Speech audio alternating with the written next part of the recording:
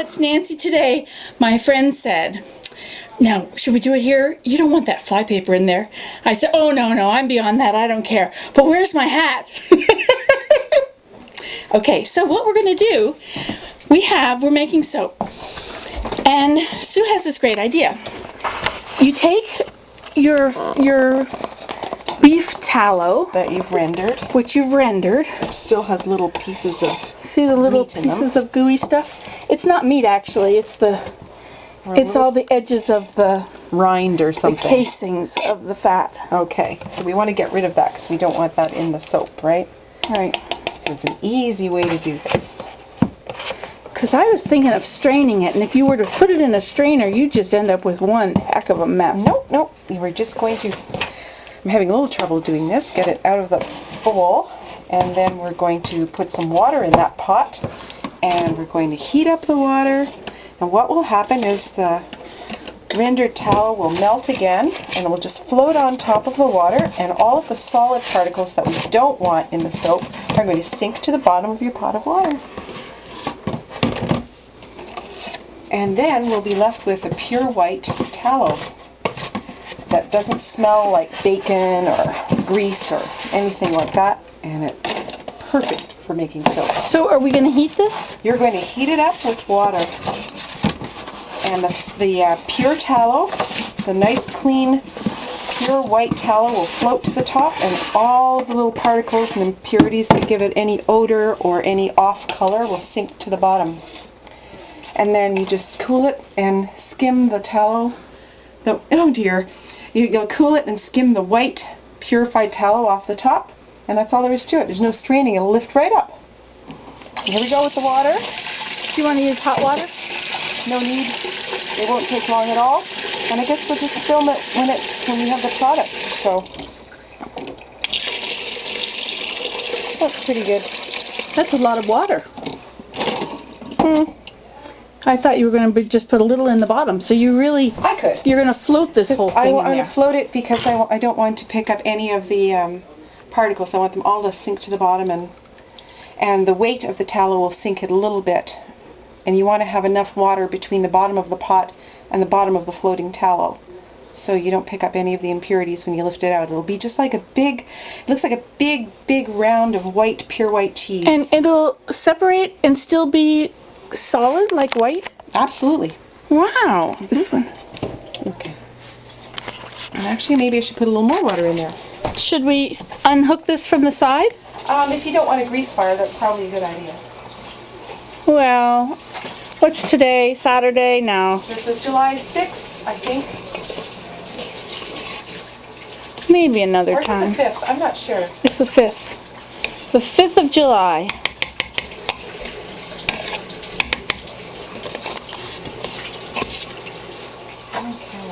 And how does it get out from in between there? How does it get out? Yeah. Like, is it gonna melt the? It's going to melt, and all of the pure tallow will rise to the top, and as it cools, it will just be a solid white disc. And then we'll just lift it out. Wow. And that's it. There's no straining, nothing. And everything you don't want is left behind. I had that huge pot outside. That whole thing of my 20 pounds of tallow with the extra. You can extract some more useful purified tallow from it if you do that. And all those waste bits. Now you have to do it. You'd have to have a pretty giant sized pot to do all of that at once. You'll have to do a bit of it. It's in my canner. You could probably get a lot of tallow out of it yet, and it'll leave all the rest of it, all the unwanted bits in the bottom. This won't take long. It's already starting to, yeah, I guess not. It's already starting to melt. Yep. So you don't really have to wait for the water to heat up. Well, it doesn't have to boil. It just has to get hot enough to melt. You don't really want to start a fire on your stove. The thing you have to watch with this, as I found out from experience, is do not leave it unattended because it can foam up and boil over. Oh. And then you will have a grease fire. Yeah, and that's a really good way to lose your kitchen, which didn't happen to me, but it did scare me. Forewarned is forearmed. Don't try this at home if you aren't prepared to stay with it. Do not abandon this project. Okay. This is really neat. It's starting. So I don't have to do anything. I don't have to sit here and poke at it. It's just fun. Got a little bit of my smoke coming out of the bottom. Yeah, that was a pretty bad mess when that happened to me. It happened once. Is it? Did it really? Yes. It went over? It did. Wow. Maybe fire. Wow. Not fun. No. Look at it swimming around. A watched pot never boils, but an unwatched pot of this burns your house down. Shh. Not dissuade people from doing that.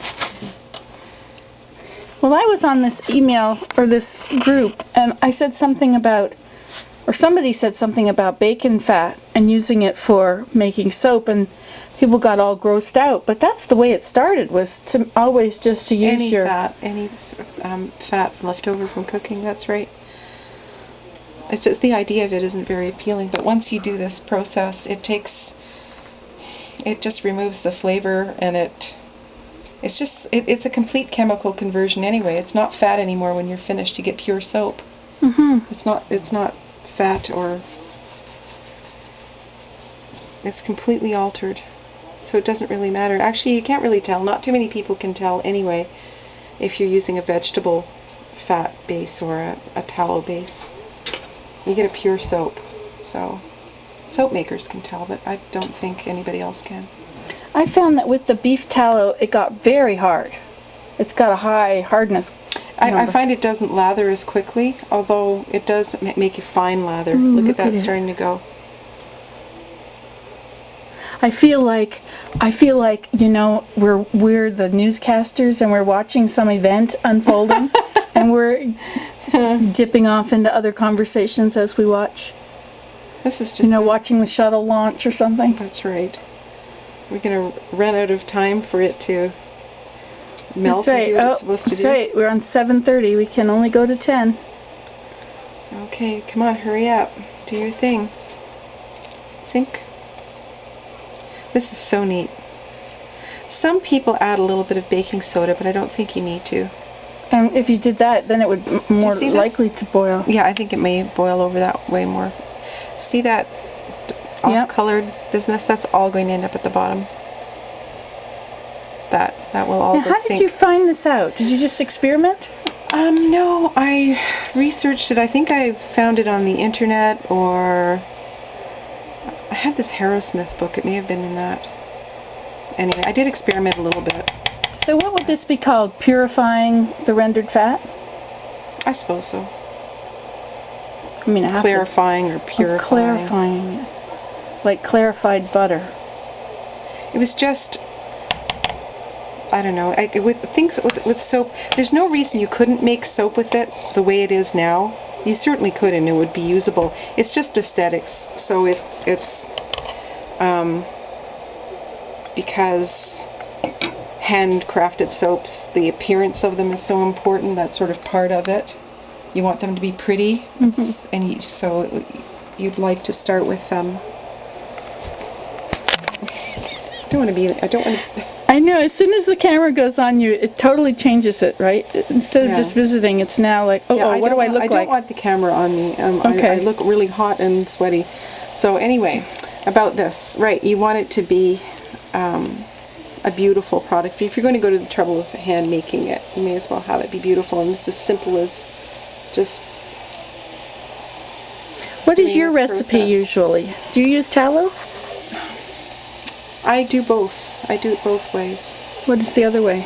I'll either just use tallow and lye and distilled water, or I'll use a combination of vegetable oils. Usually a combination, because I didn't have that handy dandy chart to tell you the saponification, you know, that table, and how much lye you need for what fat you're using. That's invaluable. That's amazing. That is called, let me see if I can remember, calc. Soap calc. Okay. It's www.soapcal .com. Yeah, that's really useful. So I've had particular recipes for specific Oh shoot, we've gone over.